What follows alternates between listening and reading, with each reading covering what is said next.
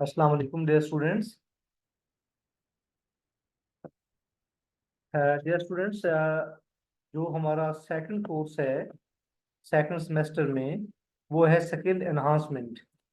Skill enhancement में हम मुख्तलिफ चीज़ें जो हैं वो सीखेंगे। हम लोग रिसर्च मेथोडोलॉजी के बारे में डिस्कस करेंगे। हम लोग साइंटिफिक मेथड के बारे में डिस्कस करेंगे।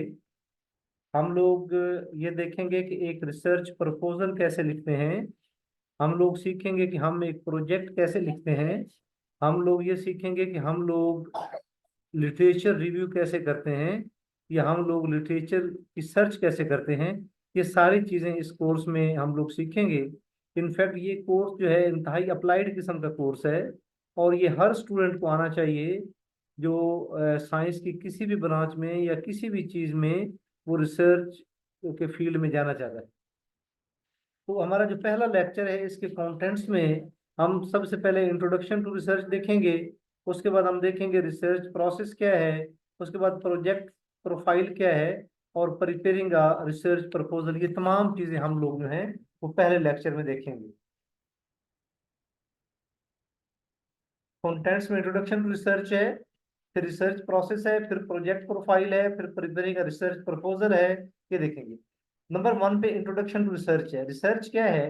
Research is defined as process through which new knowledge is discovered. जब भी कोई नई चीज डिस्कवर की जाती है, उसको हम लोग रिसर्च बोलते हैं।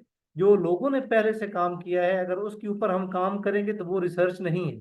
रिसर्च है कोई ना कोई चीज नॉवल या नोवेल्टी वाली कोई चीज, या कोई न्यू साइंस जो है वो करना, उसको हम रिसर्च बोलते हैं। Research is done based on the problem of statement. जब भी हम कोई रिसर्च करते हैं तो सबसे पहले हमें, जब कोई प्रॉब्लम पेश आता है, हम उस प्रॉब्लम के सोल्यूशन के तो सोल्यूशन के लिए हम लोग रिसर्च जो है वो रिसर्च करते हैं। The expected output of research is uncertain and the solution might not be reached. मुमकिन है कि आपने जो रिसर्च प्रॉब्लम या प्रॉब्लम ऑफ स्टेटमेंट जो आपने पेश की थी, मुमकिन है रिसर्च करने के बाद भी आप लोग वहां तक ना पहुंचे, आपको वो एक्सपेक्टेड आउटपुट हासिल ना हो। लेकिन बहरहाल आप लोगों ने जो रिसर्च की है, उसके साथ बहुत सारी सर्टेन चीजें आप सीखेंगे। आप किसी न किसी नई चीज या किसी न किसी नए रिजल्ट पे भी पहुंच सकते हैं। फर्ज किया आपने एक प्रॉब्लम पेश किया, आप उस प्रॉब्लम के बारे में रिसर्च करना चाहते हैं, लेकिन आप लोग जो हैं वो जो एक्सपेक्टेड आउटकम था वो आप हासिल नहीं कर सके। जो कुछ भी आपने हासिल किया है, उसको हम कहते हैं कि वो आप लोगों ने एक वो भी एक जो चीज़ भी हासिल, वो भी एक रिसर्च है। जैसे एक बहुत इंपॉर्टेंट सेंटेंस बोला जाता है, anomaly leads to new research. कि जब आपने एक प्रॉब्लम पेश किया, आप उस प्रॉब्लम के सलूशन ना दे सके, लेकिन आपने कुछ और रिजल्ट्स हासिल किए। आपने जो भी कोई रिजल्ट हासिल किए, वो भी आप लोगों के पास एक रिसर्च है। इसे बोलते हैं anomaly leads to new research. जो कुछ करना चाहते थे वो नहीं हो सका, कुछ और हो गया, दिस इज कॉल्ड एनॉमली। तो आपने जो कुछ न्यू हो गया, वो भी आप लोगों के पास एक नई रिसर्च है।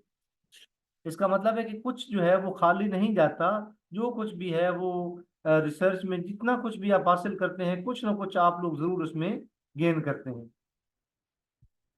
अब उसके बाद देखें आप लोग, तो सबसे पहले रिसर्च क्या है, जिसमें न्यू नॉलेज डिस्कवर करते हैं। रिसर्च में एक प्रॉब्लम ऑफ स्टेटमेंट होती है। और नंबर थ्री पे जरूरी नहीं है कि जो रिसर्च आपने प्रपोज की है उसमें आपने एक्सपेक्टेड आउटकम हासिल कर लिया है। Which of these can be classified as research. यहाँ पे मैं कुछ पेश करना चाहता हूँ आपके सामने, और मैं आपसे पूछता हूँ क्या ये रिसर्च है या नहीं। नंबर वन पे, एनिक Samad prepared a paper on application of nanomaterial in sensing after reviewing the literature on the subject available in his university library and called it a piece of research। कि एक के जो शख्स है, उसने application of nano material in sensing, जो nano particle, उसने उसकी एप्लीकेशन के बारे में कुछ लिखा। सेंसिंग मीन के एक्वस सोल्यूशन के अंदर या किसी भी चीज को डिटेक्ट करना, उसे बोलते हैं सेंसिंग। किसी टॉक्सिक चीज को सपोज वाटर में डिटेक्ट करना, उसको सेंसिंग कहते हैं। कि किसी शख्स ने एक पेपर लिखा, उसने लिखा कैसे? वो उसने लिखा कि वो जो उसकी यूनिवर्सिटी की लाइब्रेरी है, उसमें उसने मुख्तलिफ बुक्स पढ़ी, मुख्तलिफ डाटा सर्च किया और उस डाटा की बेस पे उसने application of nano material in sensing लिखा। तो क्या हमारे पास ये, उसने कहा कि ये मैंने रिसर्च की है, तो क्या ये रिसर्च है? ये क्वेश्चन मैं आप तक छोड़ दूं, क्या ये रिसर्च है कि उसने जो लिटरेचर पहले से मौजूद था उस लिटरेचर में से उसने कुछ किया? तो क्या ये रिसर्च है? ये भी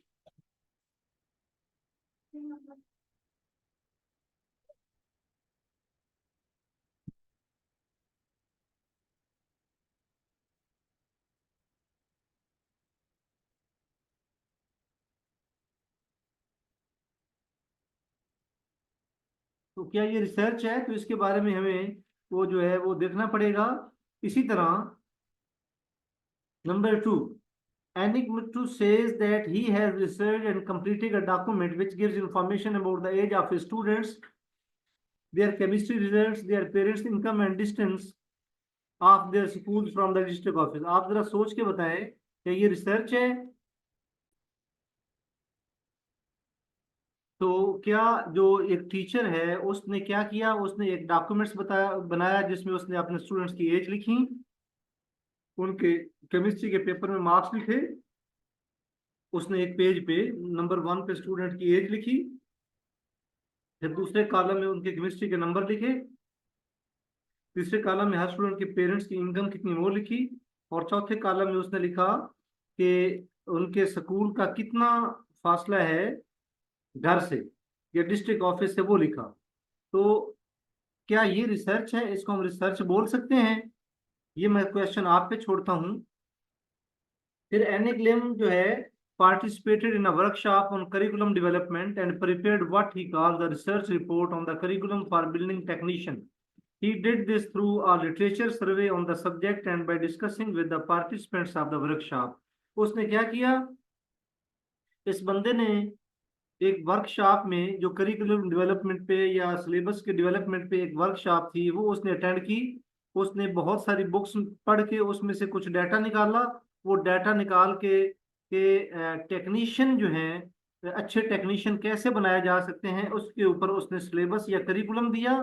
उसने लिटरेचर में सर्च किया, लोगों से डिस्कस किया और एंड पे उसने वो जो करिकुलम है वो डेवलप किया अच्छे टेक्नीशियन बनाने के लिए। तो क्या ये रिसर्च है? इन तीनों एग्जाम्पल में से none of the above example can be classified under the name research। इनमें से कोई भी रिसर्च नहीं है, क्योंकि रिसर्च क्या है? जिसमें एक न्यू नॉलेज या एक नई चीज आप लोग डिस्कवर करते हैं, न्यू नॉलेज इज डिस्कवर्ड, उसको हम लोग रिसर्च बोलते हैं। ये रिसर्च नहीं है। रिसर्च तो वो होती है जिसमें हम न्यू नॉलेज डिस्कवर करें। अब ये एक एग्जांपल मैं देने लगा हूं रिसर्च की। A general manager of a car producing company was concerned with the complaints received from the car users that the car they produce have some problem with rattling sound at dashboard and the rear passenger seat after few thousand kilometer of driving। एक जो car company है उसका जो GM है या general manager है, उसके पास लोगों ने शिकायत लगाना उसको शुरू की कि जो आप लोग कार बेच रहे हैं इस कार में जो डैशबोर्ड है उससे खड़खड़ाहट की आवाज आती है, खड़खड़ की आवाज आती है कुछ किलोमीटर जब गाड़ी चलती है, और पैसेंजर सीट से भी आवाज आती है। He obtained information from the company workers to identify the various factors influencing the problem। उसने क्या काम किया? उसने कंपनी के वर्कर्स को बुलाया और उनसे उसने इंफॉर्मेशन जमा की कि क्या वजह हो सकती है इस प्रॉब्लम की। मुख्तलिफ लोगों ने सुजेशन दी कि ये वजह हो सकती है, ये वजह हो सकती है, ये वजह हो सकती है। ही देन फार्मुलेटेड द प्रॉब्लम। तब उसने प्रॉब्लम को फार्मुलेट किया एंड जनरेटेड अ हाइपोथेसिस, और एक उसने गैस लगाया या एक मफरूजा बनाया या हाइपोथेसिस डेवलप किया कंपनी के वर्कर के साथ डिस्कस करके कि ये वजह हो सकती है। फिर उसने क्या किया? उसने एक चेक लिस्ट बनाई कि ये वजह हो सकती है इस साउंड की, ये खड़खड़ाहट की आवाज की, रैटलिंग साउंड की, ये वजह हो सकती है, ये वजह हो सकती है, ये वजह हो सकती है। उसने एक चेक लिस्ट बनाई और उसके बाद उसने क्या किया? He analyse the data, thus collected interpreted the results in the light of his hypothesis and reached conclusion। उसने वो जो उन्होंने बनाए थे वो उसने क्या किया? उन प्रॉब्लम्स को फिक्स किया, डाटा को एनालाइज किया, रिजल्ट्स को एनालाइज किया, और फिर वो नतीजे पे पहुंच गया कि ये वजह हो सकती है, ये नहीं। तो ये जो हमारे पास एक चीज आई है, इसको हम लोग बोलते हैं research. The example shows that the researcher went through a sequence of steps which were in order and the systematic। तो रिसर्च का ये तरीका होता है, आप लोग डायरेक्ट कभी भी कंक्लूजन पे नहीं पहुंचते, बल्कि आप लोग क्या करते हैं, एक सिस्टमेटिक प्रोसेस के थ्रू आप चलते हैं। जो सिस्टमेटिक प्रोसेस जो है मैंने बताया है, पहले एक हाइपोथेसिस डेवलप करते हैं। किसी पहले प्रॉब्लम होता है, प्रॉब्लम को सॉल्व करने के लिए हाइपोथेसिस डेवलप किया जाता है, फिर उसके ऊपर डिस्कशन की जाती है, एक्सपेरिमेंट किए जाते हैं, और एंड पे कंक्लूजन आता है। Secondly the researcher did not jump at the conclusion. आप डायरेक्ट कंक्लूजन पे नहीं पहुंच सकते। अगर आप डायरेक्ट कंक्लूजन पे पहुंचेंगे तो ये एक साइंटिफिक मेथड नहीं है। तो किसी भी चीज को परखने का जो सबसे इम्पोर्टेंट एक मेथड है, वो एक साइंटिफिक मेथड है, जिसपे आजकल बहुत ज्यादा बहस होती है कि आप चीजों को साइंटिफिक मेथड के थ्रू देखें। The two important characteristic of research are, it is systematic, secondly it follows a scientific method. Systematic होनी चाहिए और एक साइंटिफिक मेथड होना चाहिए।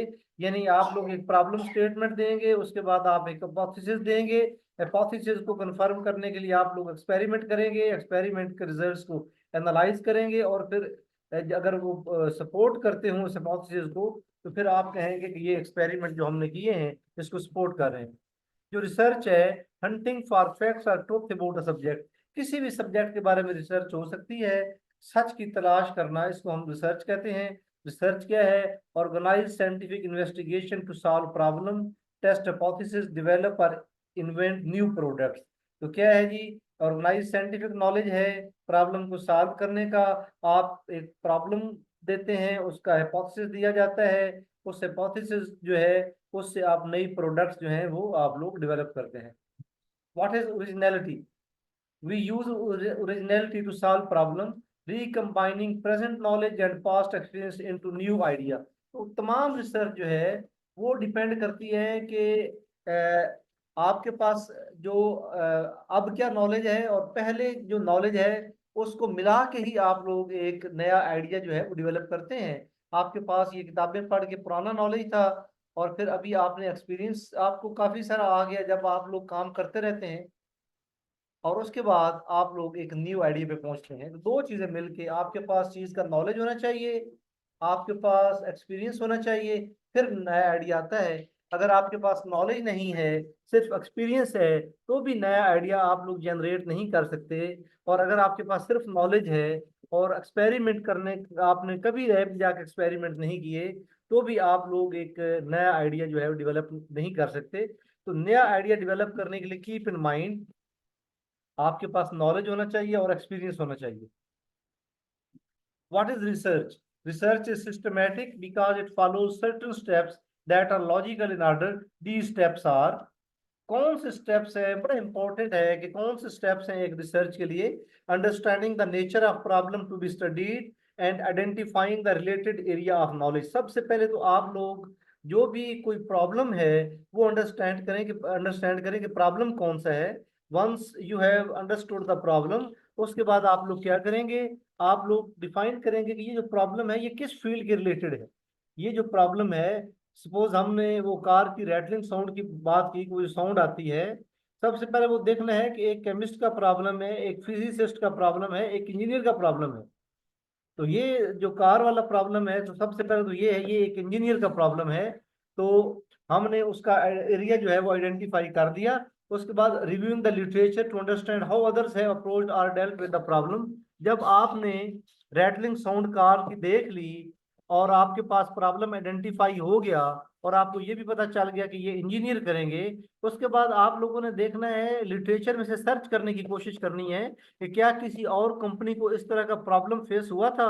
अगर किसी और कंपनी को इस तरह का प्रॉब्लम फेस हुआ था, तो उन लोगों ने इस प्रॉब्लम के साथ कैसे डील किया था। इसे बोलते हैं reviewing the literature to understand how other have approached और dealt with the problem.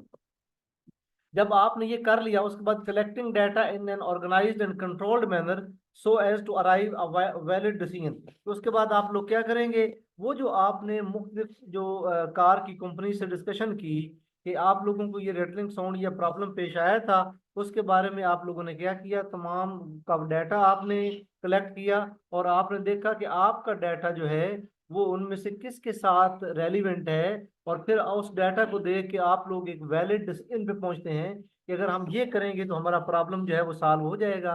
Analysing the data appropriate to the problem, हमने फिर वो जो डाटा एनालाइज किया उसमें से अपने मतलब का डाटा एनालाइज किया, ये हमारे प्रॉब्लम के लिए मुनासिब एक डाटा है। Drawing conclusion and making generalisation, उसके बाद आप लोग एक नतीजे पे पहुंच गए।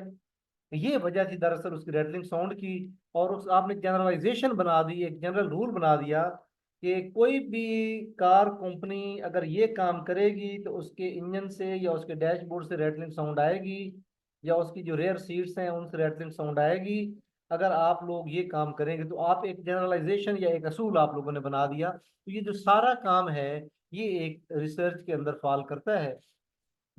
कंटेंट्स में हमने देखा था कि रिसर्च क्या है, उसके बाद रिसर्च प्रोसेस क्या है, प्रोजेक्ट प्रोफाइल और प्रिपेयरिंग रिसर्च प्रपोजल। तो अब हम लोग जाते हैं जी रिसर्च प्रोसेस पे कि एक रिसर्च प्रोसेस क्या है। अच्छा, problem and aim of research have identified, जब आपने आपने प्रॉब्लम पेश आया कि हमारी कार जो है उसकी जो डैशबोर्ड है उसे रेटिंग साउंड आ रही है, रेटिंग साउंड आ रही है, तो आपने एक एम बना लिया कि हमने आइडेंटिफाई कर लिया ये प्रॉब्लम है, need to collect data to support the aim. उसके बाद आपने उस प्रॉब्लम को सॉल्व करने के लिए डाटा कलेक्ट करना शुरू किया, मुख्तलिफ आपने जो कंपनीज है उनसे पूछा। Method available to collect data, अब जब आपने वो डाटा कलेक्ट करना है तो उन मेथड, क्या क्या मेथड अवेलेबल है वो डाटा कलेक्ट करने के लिए, वो और फिर उसके बाद वो देखे the purpose of methodology, methodology देखी। अब जो आप लोगों ने जो भी याद रखें, जो भी कोई आप रिसर्च करते हैं, एक चीज जिन में रखें, रिसर्च इस तरह की होनी चाहिए कि जो अगर दूसरे आपके रिसर्च को रेप्लिकेट करना चाहें तो वो रेप्लिकेट कर लें या वो चीज बना लें। जो रिसर्च प्रोसेस है उसमें 12 स्टेप्स हैं। नंबर 1 पे डिफाइन अ टॉपिक, या प्रॉब्लम कौन सा है वो डिफाइन करना। Number 2, find out what is known about the topic, उस टॉपिक के बारे में पहले कौन सी इंफॉर्मेशन है उसके बारे में पता करना। Number 3, clarify concepts and their measurements, आपको उस जो टॉपिक जिसको जो आपने बनाया है, जो प्रॉब्लम बनाया है, उसके आपको उसके अंदर जो थ्योरी है उसके कॉन्सेप्ट्स हैं उनका पता होना चाहिए। उसके बाद एक डाटा, जो आपने कहा दूसरे स्टेप में कि हमें उसके बाद हम उस टॉपिक के बारे में हमें पता भी होना चाहिए। तो उसके बाद हमने डाटा कलेक्ट करना होता है, डाटा कलेक्शन के कौन कौन से मेथड हैं वो हमने डेवलप करने होते हैं। उसके बाद operationalise concepts and design the research instrument, उसके बाद हमने उन कॉन्सेप्ट को ऑपरेशन में लाना होता है, और इंस्ट्रूमेंट जिनकी मदद से वो हम डिजाइन करेंगे वो हमने करना होते हैं। और उसके बाद लोगों ने तो कुछ मेथड यूज किए होंगे, आप कौन सा मेथड यूज करेंगे आपने वो बताना होता है। फिर लेबोरेटरी में जाके एक्सपेरिमेंट्स करने होते हैं, एक्सपेरिमेंट से डाटा कलेक्ट होता है, वो जो डाटा कलेक्ट करते हैं उस डाटा को फिर प्रोसेस करते हैं। उस प्रोसेस उसके बाद आप क्या करते हैं, उसको एनालाइज करते हैं, एनालाइज करने के बाद आप अपने रिजल्ट्स को लिखते हैं। मैं आप लोगों को ये जो 12 स्टेप्स हैं, मैं आप लोगों को एक एग्जाम्पल के थ्रू मैं आपको समझाने की कोशिश करूंगा। आप लोगों को पता है कि ग्लोबल वार्मिंग जो है, यानी जो अर्थ है उसका टेम्परेचर जो है वो वक्त के साथ साथ बढ़ रहा है। ग्लोबल वार्मिंग की एक सबसे बड़ी वजह आप लोगों को पता है वो कौन सी है, आप लोग तमाम केमिस्ट हैं, कौन सी वजह है ग्लोबल वार्मिंग की। ग्लोबल वार्मिंग की सबसे बड़ी वजह जो है वो कार्बन डाइऑक्साइड का ज्यादा मिकदार में मौजूद होना है। तो हम करना ये चाहते हैं कि हम चाहते हैं कि ग्लोबल वार्मिंग को रिड्यूस करें। तो सबसे पहले प्रॉब्लम क्या आया हमें, प्रॉब्लम हमने डिटेक्ट कर लिया है, वो आप लोगों को पहले ही पता है कि ग्लोबल वार्मिंग की सबसे बड़ी वजह कार्बन डाइऑक्साइड की ज्यादा मिकदार है। ये आपने टॉपिक डिफाइन कर लिया है। उसके बाद आपने देखना है कि find out what is known about the topic, global warming के बारे में आपको बेसिक थ्योरी आनी चाहिए, आपके कंसेप्ट और वो क्लियर होने चाहिए। तो सबसे पहली वजह आ गई ग्लोबल वार्मिंग की, कार्बन डाइऑक्साइड की मौजूदगी की वजह से ग्लोबल वार्मिंग होती है। उसके बाद कार्बन डाइऑक्साइड जो है, आपने ग्लोबल वार्मिंग के पीछे थ्योरी क्या है वो आपको आनी चाहिए। उसके बाद उसके पीछे कॉन्सेप्ट्स आने चाहिए। उसके बाद आपने आप लोगों ने जो काम किया है कार्बन डाइऑक्साइड या उसको कम करने के लिए, या उसको ग्लोबल वार्मिंग को कम करने के लिए आपने वो देखना है। और वो कैसे देखेंगे, आप लोग लिटरेचर रिव्यू करेंगे, आप लोग establish an appropriate data collection method, आप देखेंगे कि लोगों ने इस काम को कैसे करने की कोशिश की है। उसके बाद आप क्या करेंगे, जो लोगों ने काम किया उससे आप अपना फिर एक डिजाइन बनाएंगे कि आप लोग इसको कैसे करेंगे। उसके बाद आप एक्सपेरिमेंट कैसे करेंगे, डाटा कैसे कलेक्ट करेंगे, डाटा प्रोसेस कैसे करेंगे, एनालाइज कैसे करेंगे, और फिर अपने रिजल्ट कैसे करेंगे। अच्छा। अच्छा, उसके बाद define a topic, define a topic में identify your aim, identifying the existing problem, identify what you can do with the problem, propose a solution to the problem. This will lead you to your problem statement. इससे आप लोगों को एक problem statement मिलेगी, यानी अपना मकसद जो है वो वाजे किया, जो प्रॉब्लम है उसका बारे में पता किया, उस प्रॉब्लम को सॉल्व करने के लिए हम लोग क्या कर सकते हैं उसके बारे में बात की। उसके बाद उस प्रॉब्लम का एक सोल्यूशन जो है वो दिया। तो ये एक इनको मिला के ये एक बनेगी प्रॉब्लम स्टेटमेंट। सबसे पहले एक प्रॉब्लम स्टेटमेंट जो है वो लिखी जाती है। डिफाइन अ टॉपिक, एग्जाम्पल जो है, carbon dioxide as a major green house gas responsible for global warming and climate change, primarily due to its role in trapping heat in the Earth's atmosphere. The rising atmospheric carbon dioxide level, predominantly from anthropogenic sources, necessitate urgent measure for its reduction. तो हम problem ये है कि carbon dioxide global warming को cause कर रही है, तो हमने उसको रिड्यूस करने के जो है वो मेथड देने हैं। ये हमारे पास एक प्रॉब्लम है। उसके बाद क्या है जी, find out what is known about the topic. उस कार्बन डाइऑक्साइड के जो रिडक्शन है, जो कि हमारा मेन टॉपिक है कि कार्बन डाइऑक्साइड कम हो जाए, उसके लिए लोगों ने क्या कुछ काम किया है उसके बारे में study the necessary terms and concept use. उस टॉपिक के बारे में मुकम्मल पता होना चाहिए। Compare what other people have done about the topic, citation the necessary information, इसको हम कहते हैं literature review. Find out what is known about the topic, फर्ज किया ये एक लिटरेचर रिव्यू इस तरीके से किया जाता है कि इस बंदे ने सिंगल एटम कैटलिस्ट यूज करके कार्बन डाइऑक्साइड को रिड्यूस किया और उससे मीथेन गैस बनाई। तो ये लिटरेचर रिव्यू है। हम डिटेल से देख लेंगे कि उस बंदे ने कौन सा मेथड यूज किया कार्बन डाइऑक्साइड को मीथेन में चेंज करने का। ना सिर्फ इससे कार्बन डाइऑक्साइड कम हो गई, बल्कि कार्बन डाइऑक्साइड को जिसमें कन्वर्ट किया मीथेन गैस, वो एक बहुत अच्छा फ्यूल है। तो ना सिर्फ वो कार्बन डाइऑक्साइड कम होगी एटमॉस्फेयर में, बल्कि हमने उच्च अच्छा फ्यूल भी बना लिया। इस तरह एक और बंदा जो है उसने एक कैटलिस्ट जो है वो बनाया और उससे उसने कार्बन डाइऑक्साइड की रिडक्शन की इलेक्ट्रोकेमिकल मेथड के थ्रू। उसके बाद ये मुख्तलिफ ये आपके सामने ये स्टेप्स आ रहे हैं कि हम 5 डिफरेंट लोगों ने कार्बन डाइऑक्साइड को रिड्यूस किया और कार्बन डाइऑक्साइड की मिकदार को कम करने की कोशिश की। इसको हम बोलते हैं लिटरेचर रिव्यू। लेकिन ये लिटरेचर हमें कहाँ से हासिल हुआ, ये हम लोग जाके देखेंगे स्टेप नंबर 4 में। अच्छा, उसके बाद मैंने ये कहा कि ठीक है, हमें प्रॉब्लम का पता चल गया कि कार्बन डाइऑक्साइड एटमॉस्फेयर में ज्यादा है, उसको हमने कम करना है। उसके बाद हमने क्या किया, उसके बारे में लोगों ने उसको कम करने की कैसे कोशिश की, हमने वो किया। उसके बाद अब हमने उसके बारे में मुकम्मल कॉन्सेप्ट्स जो हैं उनको क्लैरिफाई करना है। तो सबसे पहले ग्लोबल वार्मिंग होती क्या है उसका पता होना चाहिए। उसके बाद कार्बन डाइऑक्साइड ग्लोबल वार्मिंग कैसे कॉज करती है, नाइट्रोजन ऑक्सीजन कॉज नहीं करते, उसका पता होना चाहिए।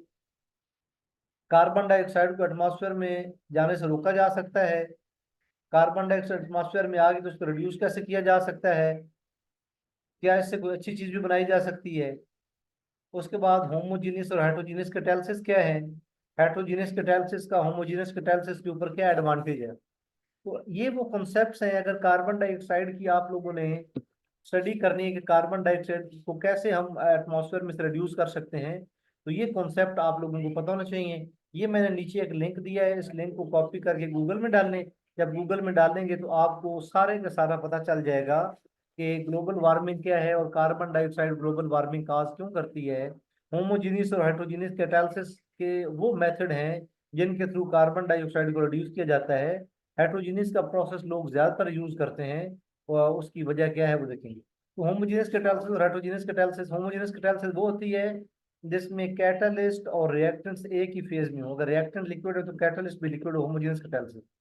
जबकि हेट्रोजीनियस कैटालिसिस जिसमें कैटलिस्ट का और रिएक्टेंट का फेज डिफरेंट होता है, रिएक्टेंट किसी और, अगर रिएक्टेंट सॉलिड है तो कैटलिस्ट जो है वो गैसेज होंगी, अगर रिएक्टेंट गैसेज है तो कैटलिस्ट सॉलिड होगा। आमतौर पे रिएक्टेंट गैसेज होती हैं और कैटलिस्ट सॉलिड होता है। जैसे कि हमारा ये सब्जेक्ट है, इसमें कार्बन डाइऑक्साइड गैस है, ये रिएक्टेंट के तौर पे यूज करेगी और हम कुछ सॉलिड कैटलिस्ट यूज करेंगे। उन सॉलिड कैटलिस्ट को हम लोग यूज करके कार्बन डाइऑक्साइड का रिएक्शन करवाएंगे किसी चीज के साथ, और कार्बन डाइऑक्साइड से कोई हम काम की चीज बना देंगे। जैसे कि मैंने कहा कि हमारा मकसद सिर्फ कार्बन डाइऑक्साइड को रिड्यूस करना नहीं है, क्या उससे कुछ कम करना नहीं है, क्या उससे कोई अच्छी चीज भी हो सकती है। अच्छी चीज होने से मुराद है कि कार्बन डाइऑक्साइड से कोई काम की चीज बनाई जा सकती है। जैसे ऊपर एग्जाम्पल में एक शख्स ने पहले रेफरेंस में कार्बन डाइऑक्साइड को रिड्यूस करके मीथेन बनाया। तो क्या एडवांटेज है हेट्रोजीनियस कैटालिसिस का होमोजेनियस कैटालिसिस के ओवर? जो हेट्रोजीनियस कैटालिसिस है उसमें कैटालिस्ट को आसानी से सेपरेट किया जा सकता है रिएक्टेंट से। ये एडवांटेज है हेट्रोजीनियस कैटालिसिस का होमोजेनियस कैटालिसिस के ऊपर। क्योंकि आमतौर पे प्रॉब्लम ये होता है कि जब रिएक्टेंट और कैटलिस्ट एक ही फेज में हो तो कैटलिस्ट को रिएक्टेंट से या प्रोडक्ट से अलग करना मुश्किल हो जाता है, ये भी एक प्रॉब्लम है। उसके बाद सबसे पहले क्या था कि प्रॉब्लम क्या था कि कार्बन डाइऑक्साइड ग्लोबल वार्मिंग काज कर रही थी। हमने ये प्रॉब्लम दिया कि हम कार्बन डाइऑक्साइड को किसी तरीके से रिड्यूस करेंगे या कम करेंगे। दूसरा ये था, हमने ये कोशिश की, हमने देखा कि लोगों ने क्या काम किया है, उसको हमने लिटरेचर रिव्यू का नाम दिया। तीसरा, लिटरेचर रिव्यू करते कैसे हैं, ये उसके मेथड्स हैं। How to collect data from what sources. लोगों ने जो काम किया है, मैंने जो ऊपर 5 रेफरेंस साइट किए हैं, लोगों ने वो डाटा कहाँ से लिया है। आमतौर पे जो रिसर्च इंजन या रिसर्च टूल यूज होते हैं वो गूगल है, गूगल स्कॉलर है, वेब ऑफ साइंस है, स्कोपस है, स्प्रिंगर है या एल्सेवियर है। और भी काफी सारे सर्च के टूल्स हैं, रिसर्च के टूल्स हैं, वहां से हम लोग लिटरेचर सर्च करते हैं या लिटरेचर रिव्यू करते हैं अपने काम के रिलेटेड। ये मैं आप लोगों को नेक्स्ट लेक्चर में बताऊंगा कि हम कैसे करेंगे। नेक्स्ट लेक्चर में डिटेल से इसके बारे में बात होगी। उसके बाद है how to analyse the data. हम लोग जब हम लोगों ने रिसर्च टूल से हमने लिटरेचर सर्च कर लिया कि लोगों ने कार्बन डाइऑक्साइड की रिडक्शन कैसे की और कौन से कैटलिस्ट यूज किए, उसके बाद हम लोगों ने बहुत सारे मेथड यूज किए होंगे। लोगों ने कैटलिस्ट यूज किए होंगे, लोगों ने कोई और मेथड यूज किए होंगे, तो हम देखेंगे कि उनमें से हमारे काम का कौन सा तरीका है, हमारे काम के रेलिवेंट कौन सी चीज है। हम how to analyse the data, हम कैसे हम उस डाटा में से अपने काम का डाटा जो है वो निकालेंगे। Data varies depending on different discipline. तो ये जो हम डाटा एनालाइज करेंगे ये डिफरेंट डिसिप्लिन में डिफरेंट होता है। फिजिक्स में और होता है, केमिस्ट्री में और होता है, एजुकेशन में, आईटी में, इंजीनियरिंग में, ये मुख्तलिफ तरीके हैं। मैं आप लोगों को नेक्स्ट लेक्चर में बताऊंगा कि हम लोग लिटरेचर रिव्यू कैसे करेंगे। उसके बाद operationalise concept and design the research instrument. अब बात कहाँ तक पहुंची है? बात यहाँ तक पहुंची है, प्रॉब्लम ये है कि कार्बन डाइऑक्साइड ग्लोबल वार्मिंग काज करती है, उसकी मिकदार को कम कैसे करें, ये प्रॉब्लम है। उसके बाद हम लोगों ने उस प्रॉब्लम को सॉल्व करने के लोगों ने क्या कुछ काम किया, दूसरे स्टेप में वो देखा। तीसरे स्टेप में हमने उसके बारे में बेसिक कॉन्सेप्ट्स देखे।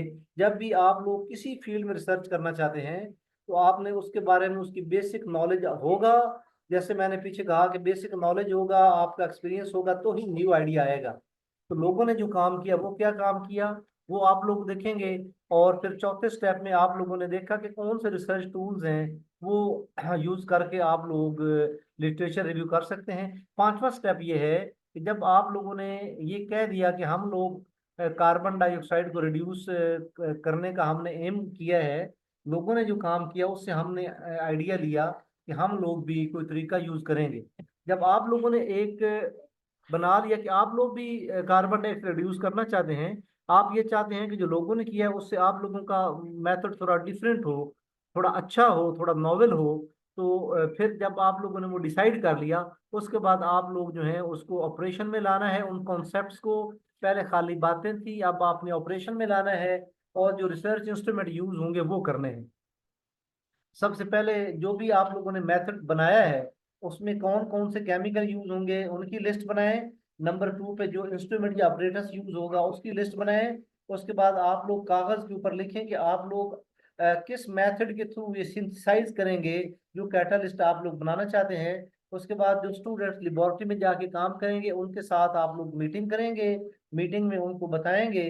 अगर आपने खुद काम करना है तो आपने आउटलाइन करना है कि इस तरीके से मैं ये काम करूंगा। उसके बाद लेबोरेटरी में जाके वो चेक करना है कि एक्सपेरिमेंट्स की तमाम चीज़ें जो हैं वो मौजूद हैं। उसके बाद आपने स्टूडेंट्स को या खुद अगर आप काम कर रहे हैं, जितने भी केमिकल यूज कर होना होते हैं, उसके बाद उन हर केमिकल का एक हैजर्ड होता है, वो केमिकल कहाँ पे यूज होते हैं, ये आपको बड़ी आसानी से गूगल करेंगे ना किसी भी केमिकल के बारे में, तो वो हैजर्ड आपको मिल जाएंगे। एक मैनुअल मिलता है हैजर्ड्स ऑफ केमिकल का। उस मैनुअल में लिखा होता है कि कोई भी केमिकल है कि ये आईज के लिए इरिटेटिंग हो सकता है, ये स्किन सेंसिटिव है, ये आप लोगों का कौन से पार्ट को ये आपका इफेक्ट कर सकता है।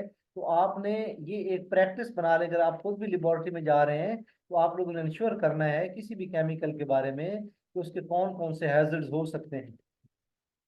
उसके बाद स्टूडेंट्स को, अगर आप खुद लैब में जा रहे हैं तो लैब कोट पहन के जाना है, गॉगल्स या चश्मा लगा के जाना है, जो गॉगल्स स्पेशल रिसर्च के लिए बने होते हैं, ग्लव्स पहनना है और मास्क पहनना है, ये पहन के जाना है। स्टूडेंट्स काम के लिए जाएं तो इंश्योर करें वो ये तमाम चीज़ें यूज़ करें। जो इलेक्ट्रिकल सर्किट हैं, इलेक्ट्रिकल सर्किट जो लेबोरेटरी में है उनको आप अच्छे तरीके से चेक कर लें कि वो ठीक हैं, और लैब के अंदर प्रॉपर वेंटिलेशन है, क्योंकि आप लोगों ने केमिकल का काम करना होता है। तो ये वो स्टेप्स हैं। अब आप लोगों ने जब केमिकल वगैरह आउटलाइन आउटलाइन कर दिए, तो नंबर 1 पे क्या था, प्रॉब्लम था कि कार्बन डाइऑक्साइड जो है वो ग्लोबल वार्मिंग काज करती है, उसको रिड्यूस कैसे करें। उसके बाद लोगों ने रिड्यूस करने के कौन से मेथड यूज किए। आप लोगों ने चौथे स्टेप को यूज करके आपने ये देखा कि कैसे लोगों ने इस प्रॉब्लम को सॉल्व करने की कोशिश की, कौन से मेथड यूज किए। फिर आप लोगों ने क्या किया, आप लोगों ने वो जो कॉन्सेप्ट था उसको आपने ऑपरेशनलाइज किया, या कैसे आप उस लेबोरेटरी में ऑपरेट करेंगे वो किया। उसके बाद लोगों ने जो मेथड यूज किया उसको देख के आप लोग क्या मेथड यूज करेंगे वो होना चाहिए। सपोज हम लोग जो है वो सिंगल एटम और डबल एटम कैटालिस्ट यूज करेंगे कार्बन डाइऑक्साइड की रिडक्शन के लिए, तो आपको सिंगल एटम और डबल एटम कैटालिस्ट कैसे बनाने हैं उस बात का आपको पता होना चाहिए। उसके बाद जब आपने कैटालिस्ट बना लिए तो कार्बन डाइऑक्साइड रिड्यूस कैसे करेंगे। कार्बन डाइऑक्साइड रिडक्शन के डिफरेंट मेथड होते हैं, इलेक्ट्रोकेमिकल मेथड होता है, केमिकल मेथड होता है कार्बन डाइऑक्साइड रिडक्शन का। तो ये आप लोगों को देखना है कि आप कौन सा मेथड यूज करेंगे, फोटो कैटालिटिक मेथड यूज करेंगे, केमिकल या इलेक्ट्रोकेमिकल। तो आप लोगों ने जो लिटरेचर लोगों आपने सर्च किया, लोगों ने जो काम किया उससे आपने आइडिया लिया कि हम लोगों ने ये कैटालिस्ट यूज किया, हम ये यूज करेंगे। उसके बाद लोगों ने कार्बन डाइऑक्साइड रिड्यूस करने का ये मेथड यूज किया, हम ये यूज करेंगे। जब आप ऐसा करेंगे तो ये आपकी एक नॉवल या एक न्यू रिसर्च हो जाएगी। आप एक नई साइंस डिस्कवर करने की तरफ जा रहे हैं, जिसको हम लोग रिसर्च बोलते हैं। उसके बाद प्लान ऑफ वर्क है। प्लान ऑफ वर्क में क्या है, उसमें डिफरेंट स्टेप्स हैं। फर्स्ट स्टेप में आप लोग सिंगल एटम और डबल एटम कैटालिस्ट जो है वो उसको सिंथेसाइज करेंगे। वो मेटल है, जैसे निकल का कैटालिस्ट कर सकते हैं, कोबाल्ट का, आयरन का या कॉपर का, या इनको मिला के।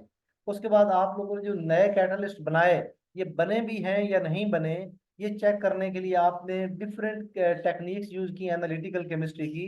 आपने यूवी विजिबल स्पेक्ट्रोस्कोपी यूज की, आपने एफटीआर यूज किया, आपने एचपीएलसी यूज की, आपने टीजीए, एएफएम, सैम, टेम, एक्सआरडी, ईडीएक्स, एक्सपीएस, जीसीएमएस, जीसीटीसीडी और रैमन स्पेक्ट्रोस्कोपी। ये वो टेक्निक्स हैं जो यूज करके आप लोग कंफर्म करते हैं कि आपका जो कैटलिस्ट बना है वो बन गया है सक्सेसफुली।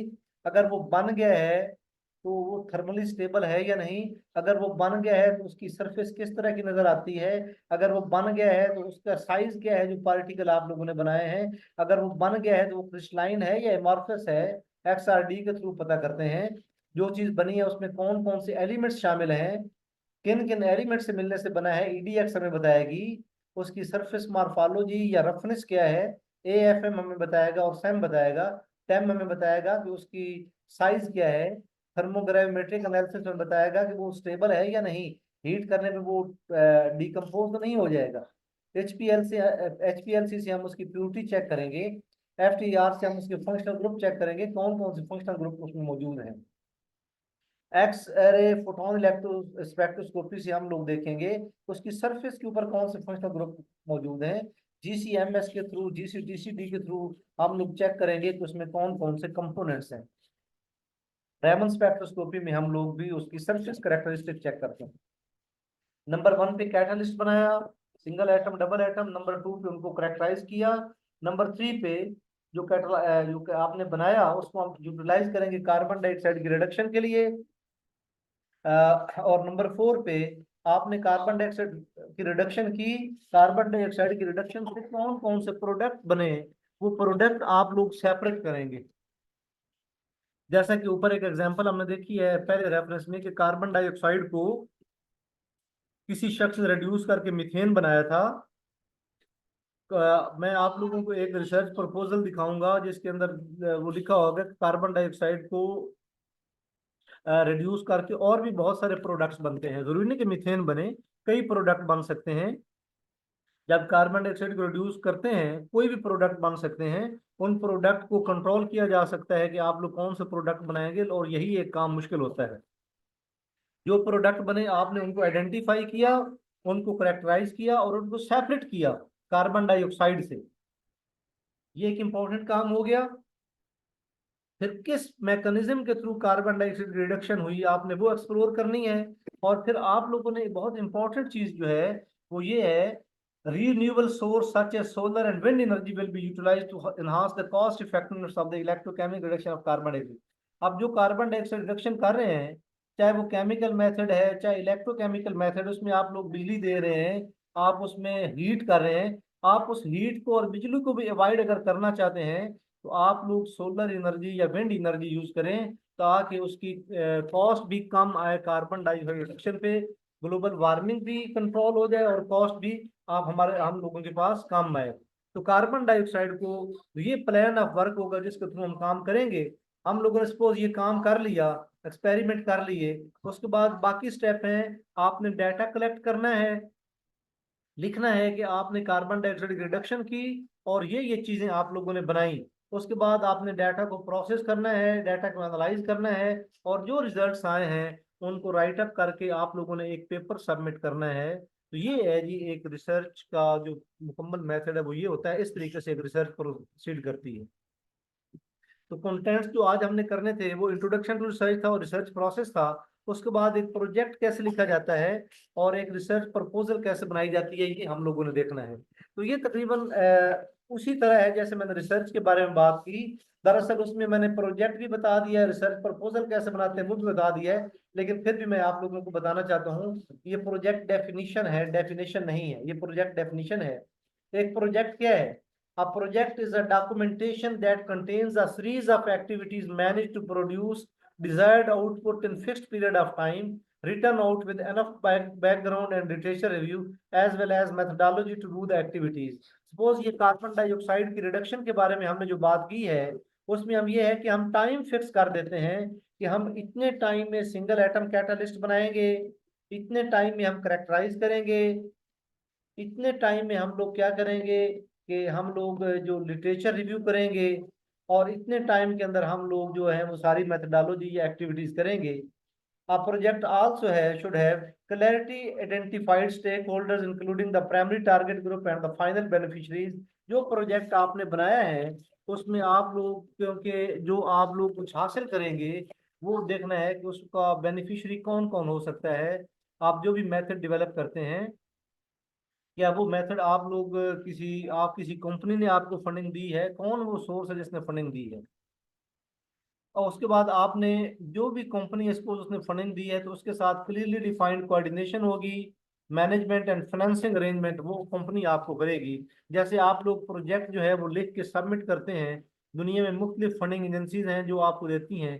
पाकिस्तान में NRPU के नाम से एक फंडिंग एजेंसी है। आप जब भी रिसर्च प्रपोजल लिखते हैं तो आप NRPU के थ्रू करते हैं, और उसके बाद आप लोग जो है PSF है, पाकिस्तान साइंस फाउंडेशन, उसमें आप लोग करते हैं। तो आपने ये देखना है कि वो जो फाइनेंस करेंगे उनके साथ आपकी कोऑर्डिनेशन और मैनेजमेंट जो है वो होनी चाहिए। प्रोजेक्ट प्रोफाइल, प्रोजेक्ट टाइटल होना चाहिए। प्रोजेक्ट टाइटल किस तरह का होना चाहिए?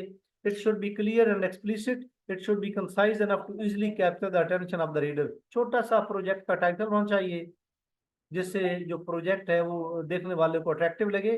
The problems to be address should be clearly stated. जो प्रॉब्लम आप एड्रेस करना चाहते हैं अच्छी हो, उसकी क्लियरली स्टेटेड हो, including what has been done and why it should be addressed urgently. उसमें ये भी बताने की कोशिश करनी चाहिए कि लोग उस पर कितना काम कर चुके हैं और आप लोगों को क्या करने की जरूरत है और कितनी जल्दी। प्रोजेक्ट टाइटल के बाद ये रैशनल है कि आप ये करना क्यों चाहते हैं, इसकी अर्जेंसी क्या है, नंबर 3 पे गोल क्या है, it is an unattainable idea that the project aims to contribute towards long term impact of the project. Long term impact project का देना है। उसके बाद पर्पस क्या है, immediate outcome of the project utilisation by target group of the generated generated project output और what the project expect to achieve. Project से हमें क्या हासिल होगा और प्रोजेक्ट हम करेंगे कैसे, उसकी मेथोडोलॉजी क्या होगी, उसके आउटपुट क्या होंगे। A limited set of well defined tangible और intangible product usable by the users and for which we are accountable to the donor. What we said we are going to produce, कि हम लोग क्या बनाएंगे, उसका output क्या होगा। Activities कौन सी होंगी, टारगेट ग्रुप और इंटेंडेड बेनिफिशियरीज उसके कौन से हो सकते हैं, आपके पार्टनर या कोलैबोरेटर कौन से होंगे उस प्रोजेक्ट में, वो आप लोगों ने बताने हैं। Project management, the section describe the arrangement for the management of the project and assign various responsibilities. उसमें मुख्तलिफ रिस्पॉन्सिबिलिटीज लोगों को असाइन की जाती हैं कि उनके जिम्मे क्या क्या काम है।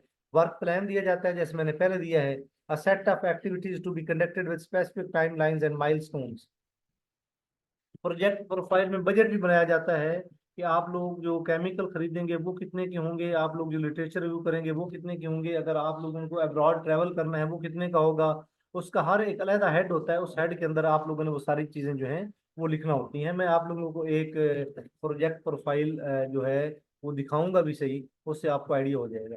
Next is any supporting document information, suppose जो लोग आपके साथ इन्वॉल्व होंगे, सपोज उनकी सीवी आपको दरकार है, या उनका उन लोगों ने क्या काम किया है, या वो सारा कुछ एक जो है वो एनेक्सिस में लिखना होता है। रिसर्च और प्रोजेक्ट में क्या फर्क है, रिसर्च में होता है new knowledge is discovered, research is done based on the problem of statement, the expected output of research is uncertain and solution might not be reach. जरूरी नहीं है कि रिसर्च में आप लोगों को अचीव हो जाए।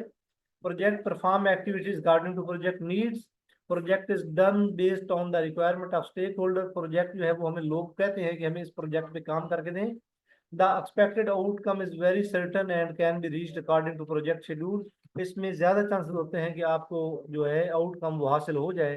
आउटकम हासिल होगा तो ही आप लोग उसको प्रोजेक्ट जो है वो लोग उस पर इनकी फंडिंग देते हैं। अगर आउटकम नहीं होगा, आउटकम के यानी आउटपुट या रिसर्च के सक्सेसफुल होने के चांसेस ज्यादा होंगे तो ही एक प्रोजेक्ट आप लोग रन करते हैं। आप एक रिसर्च प्रपोजल कैसे लिखते हैं, वो सपोज आप लोगों में से बहुत से लोग जो हैं वो एमफिल करने के बाद डिफरेंट कंट्रीज में जाएंगे और वहाँ पे डिफरेंट कंट्रीज में जाके वो रिसर्च करेंगे। तो मैं आप लोगों को बताता हूँ कि जब आप लोग बाहर किसी प्रोफेसर को अप्लाई करते हैं तो सबसे पहले किसी भी प्रोफेसर को अप्लाई करते वक्त आप लोग जो सबसे पहली चीज देखना होती है वो ये है कि आपने उस प्रोफेसर को ये देखना है कि वो प्रोफेसर किस फील्ड में काम करता है।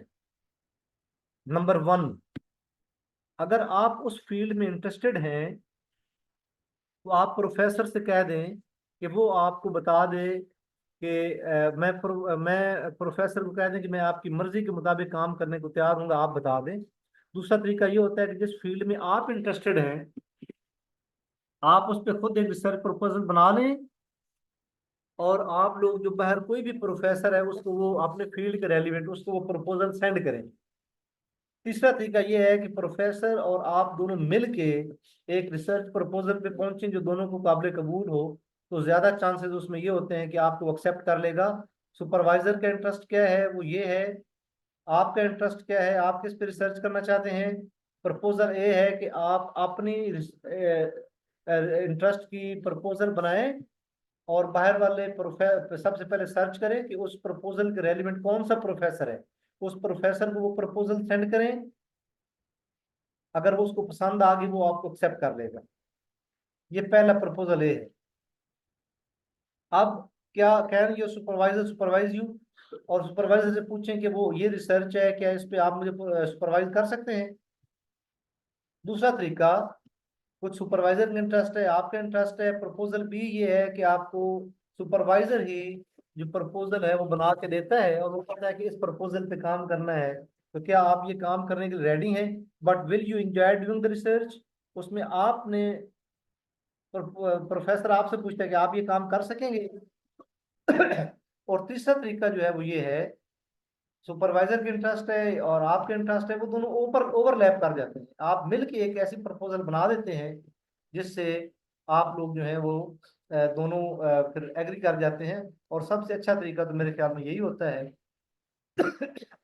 सॉरी, तो मैं आप लोगों को ये बता रहा हूँ कि आप लोग जब भी बाहर किसी प्रोफेसर को अप्लाई करें तो जेहन में रखें, सबसे पहले आप लोगों ने क्या काम करना है। आप लोगों ने सबसे पहले प्रोफेसर, अपनी इंटरेस्ट का प्रोफेसर तलाश करना है जिस फील्ड में आप काम करना चाहते हैं। जब आपने उसको सर्च कर लिया, आप उसको ईमेल करके पूछें कि मैं आपको प्रपोजल बना के भेजूं, अगर आप मुझे रिसर्च करना चाहें, रिसर्च में लेना चाहेंगे, या आप मुझे प्रपोजल बना के भेजेंगे। अगर वो बना के भेजेगा तो आपसे पूछेगा ये प्रपोजल है, आप काम कर लेंगे। अगर आप उसको प्रपोजल बना के भेजेंगे तो आप कहेंगे मेरी ये प्रपोजल है, कि आप मुझे सुपरवाइज करना पसंद करेंगे।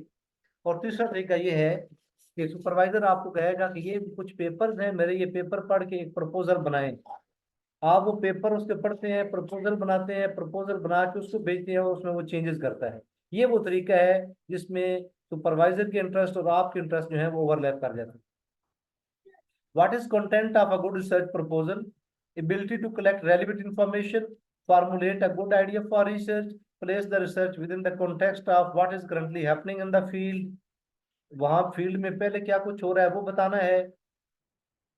उसमें अच्छी चीज ये होती है कि प्रोफेसर को आप खुद बताएं कि समराइज, जो लोगों ने पहले काम किया उसको समराइज करें कि लोगों ने ये काम किया। प्रोफेसर आपसे खुश हो जाएगा कि आप पहले ही उसको बता रहे हैं कि लोगों ने ये काम किया, आपने समराइज करके उसको बताया कि लोगों ने ये काम कर लिया हुआ है इस फील्ड में। जब आप ये बताएंगे ना तो लोगों ने ये काम कर लिया उस फील्ड में, तो प्रोफेसर के लिए डिसाइड करना आसान हो जाएगा फिर अब हम क्या करेंगे। उससे आप दूसरे पॉइंट फार्मुलेट एक गुड रिसर्च आइडिया, उससे रिसर्च आइडिया करते हैं और रेलिवेंट इंफॉर्मेशन। उसके बाद आर्टिकुलेट द गोल, और फिर गोल को बड़े अच्छे तरीके से आर्टिकुलेट कर लेते हैं, बना लेते हैं कि हाँ हमने ये करना है। आप लोग उसके बारे में क्लियर हो जाते हैं। Describe the research plan and methodology, उसके बाद आप रिसर्च प्लान या मेथोडोलॉजी डिस्क्राइब करते हैं। उसके बाद indicate why the research is useful important, उसके बाद आपने उसको सेटिस्फाई करना होता है प्रोफेसर को या कंपनी को जिससे आप फंडिंग लेना चाहते हैं कि ये रिसर्च इतनी इंपॉर्टेंट क्यों है। Key elements of a proposal, why, what, who, when, where and how, ये की एलिमेंट्स हैं किस रिसर्च के। What can you answer to when writing a proposal, why, describe the problem you are addressing, आप क्यों research करना चाहते हैं वो आपने बताना है। हु और what does this problem affect,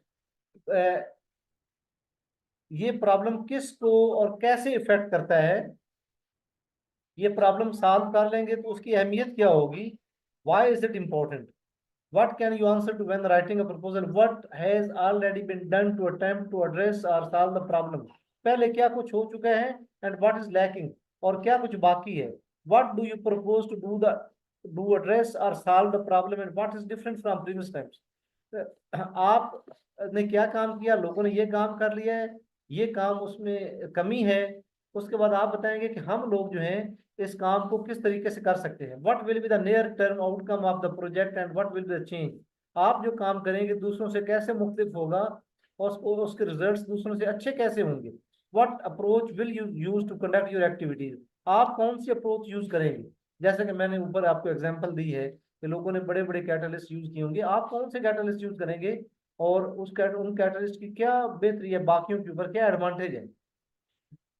उसके बाद who who will directly benefit from the project and what way, ये रिसर्च किसको फायदा देगी। Who are the key individual to be involve in the project, why were they chosen and what are the roles and responsibilities.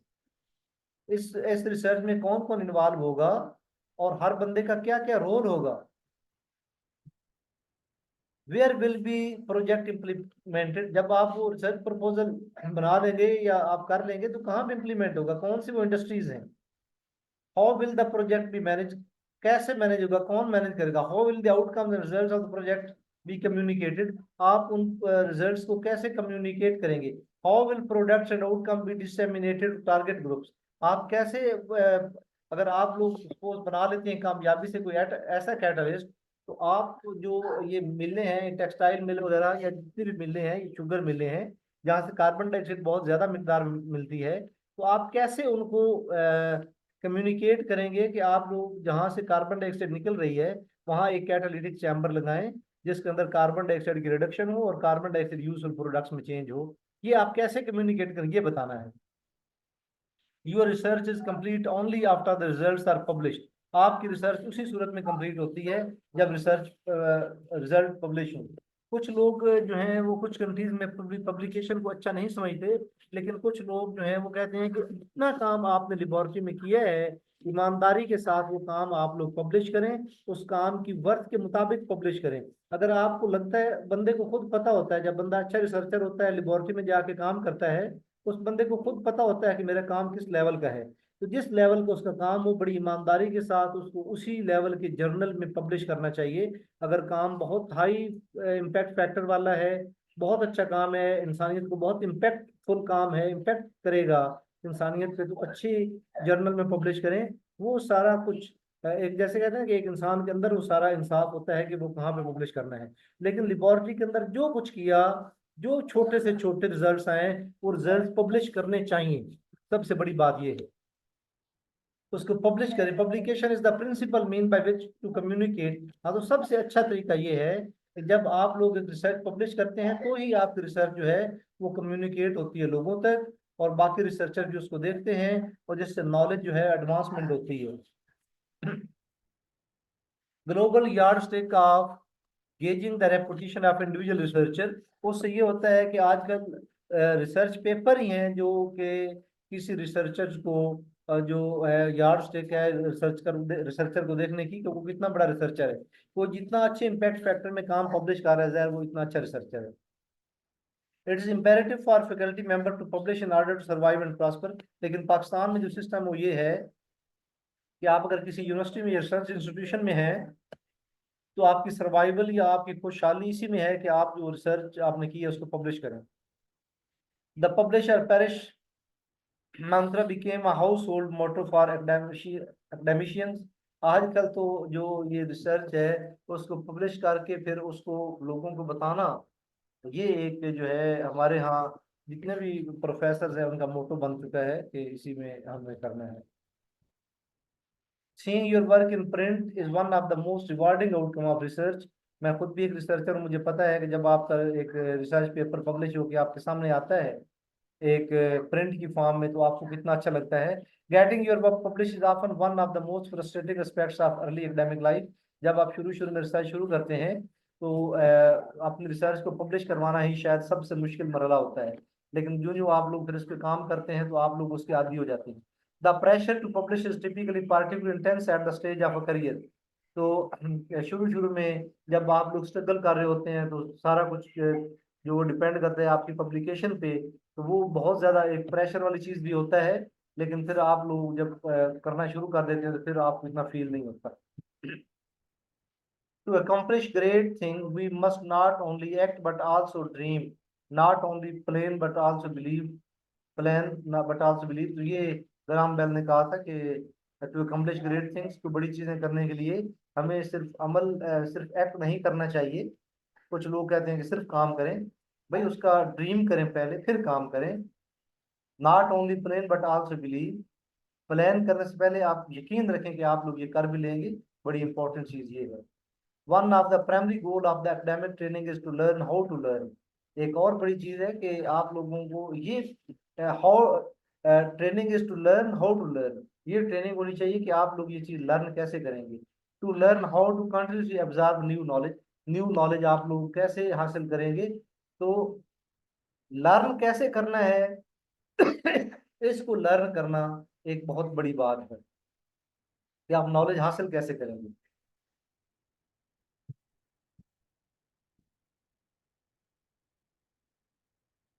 ये एक है thesis projects a guide for students in computer science information system. ये अच्छा है।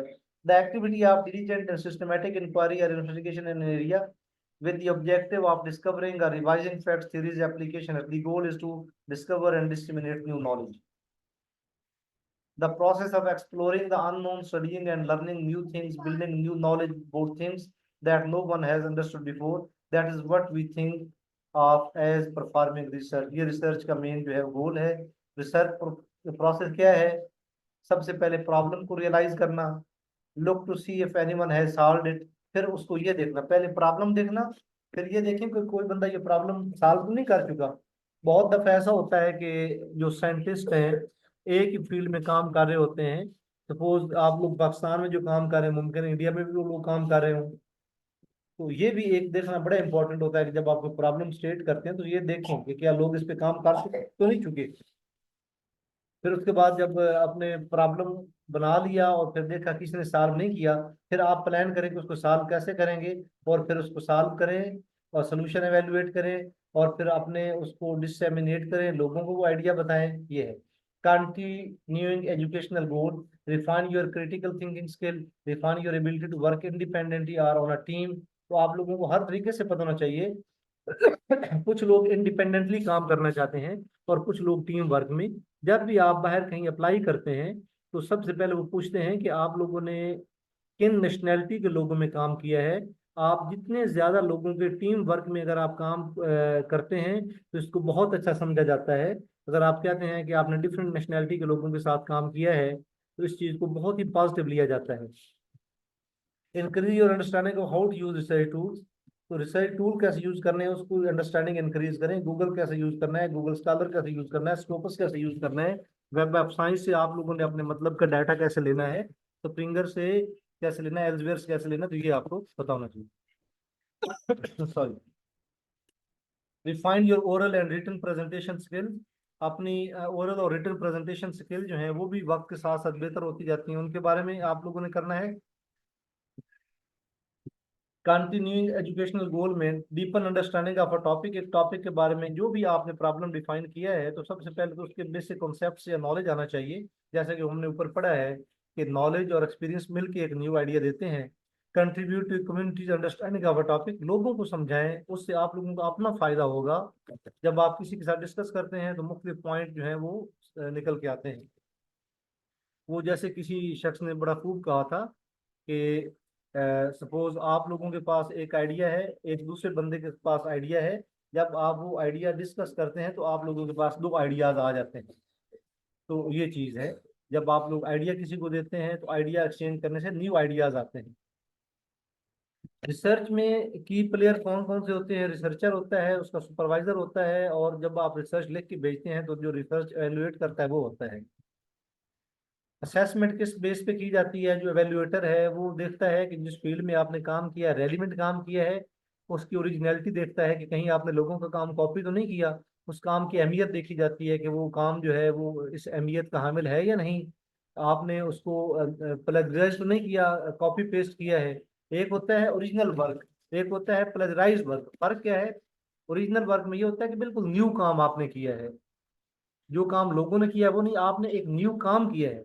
पलराइज मतलब ये होता है कि जब आप लिटरेचर रिव्यू कर रहे होते हैं कि उसमें आप अगर लोगों जो लोगों ने कुछ किया है उसको कॉपी पेस्ट करके लगा देंगे, उसे कहते हैं पलराइज content.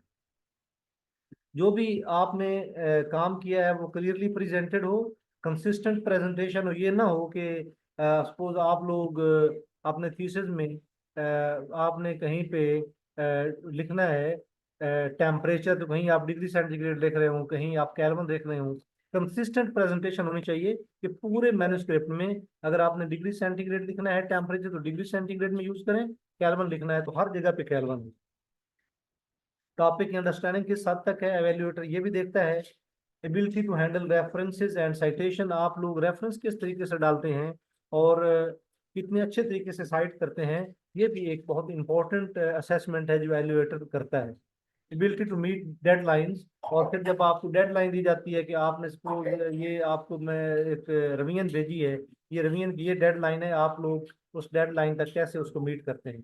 Ability to adhere to formal requirements, और उसमें हाँ बड़ी इंपॉर्टेंट चीज़ है कि जब आप लोग एक पेपर सबमिट करते हैं तो उसमें काफ़ी फॉर्मल रिक्वायरमेंट होती हैं। सिर्फ ये नहीं कि आप लोगों ने लिखा, उसमें काफ़ी डॉक्यूमेंट्स होते हैं जो फिल करना होते हैं, वो भी आपकी एबिलिटी चेक की जाती है कि आप लोग वो डॉक्यूमेंट्स फिल कर सकते हैं या नहीं कर सकते।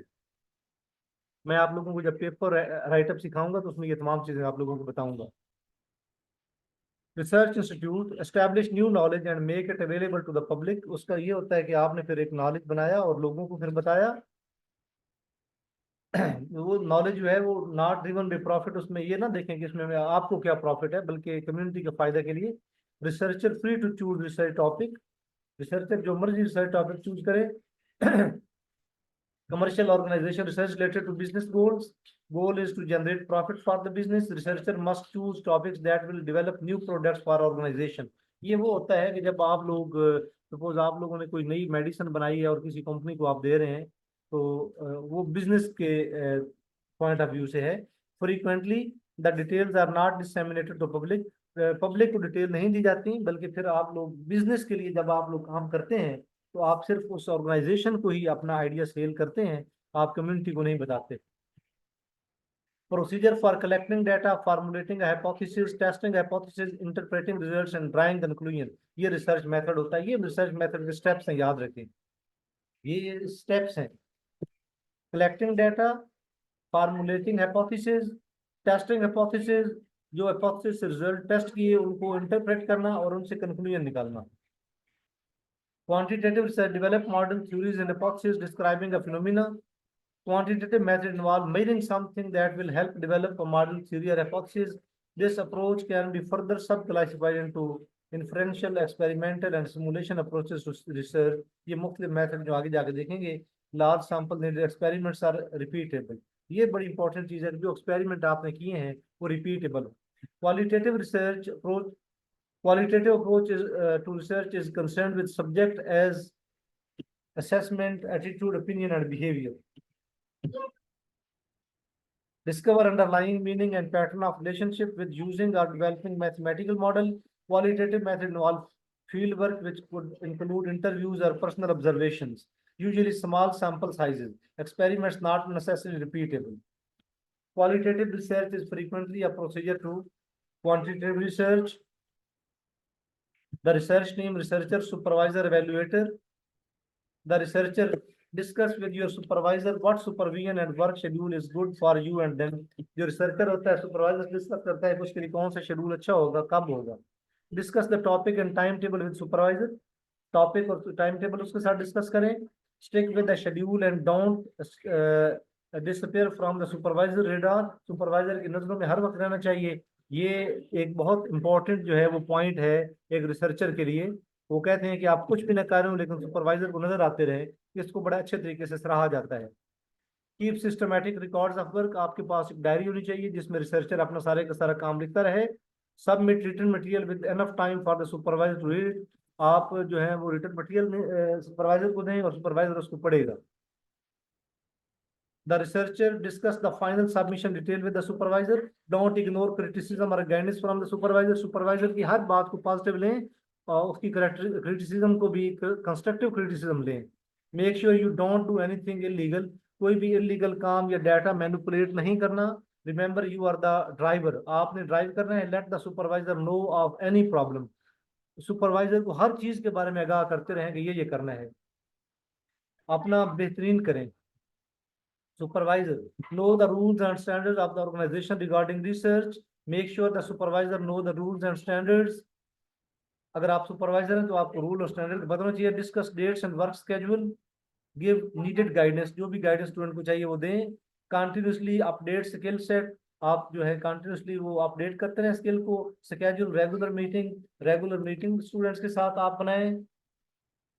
The quality evaluator examiner evaluates the completed project, evaluate based on the contribution, complexity of the problem, the usefulness of the solution and the presentation style.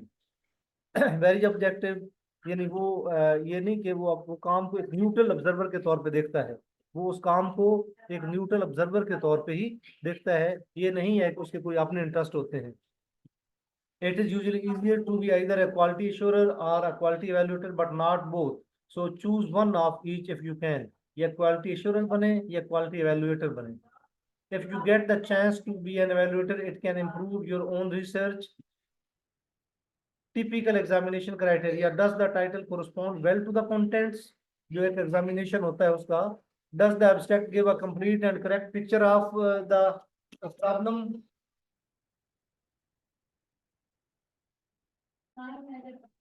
तो जो भी एवेल्युएटर है, मैं खुद भी कम से कम 30 जो जर्नल है उनका रेफरी हूँ।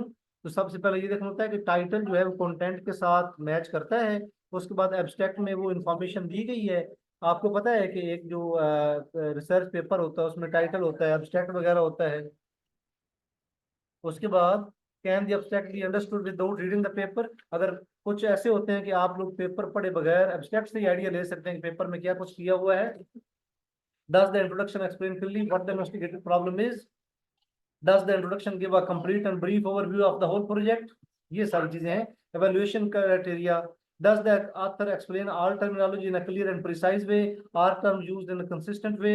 Does the author make use of relevant scientific convention in choice of terminology and definitions? ये एक evaluator जो है वो काम करता है। Is the description of each method sufficiently clear and detailed to allow replication? यानी डाटा जो है वो रेप्लिकेट भी हो। Are there and technical flaws where a method applied in an incorrect way. तो उसमें कोई टेक्निकल फ्लॉ तो नहीं है कि वो गलत मेथड उसने बताया है। Are the presented results relevant? Is the analysis done correctly? Are the analysis techniques relevant? Are table and figure used in a correct and relevant way?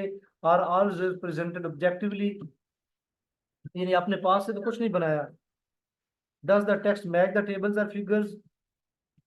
Are the conclusion reasonable? Are the arrangement scientifically valid? Are the two speculative? Is the summary well written? Are the references syntactically correct? Are there sources cited which are not referenced? Are these sources referenced but not cited? Are citations syntactically correct? Are citations placed in text in a reasonable way? Has the relevant details been covered? ये है। अब objective of research जो है to gain familiarity with the phenomenon और to achieve new insight. इसको कहते हैं to portray accurately the characteristic of particular individual situation और group, to determine the frequency with which something occurs or with which it is associated with something else, to test a hypothesis of a causal relationship between variables। तो ये था जी आज का topic. आप लोग को मैं ये शेयर कर देता हूँ, तो आप लोग ये करें।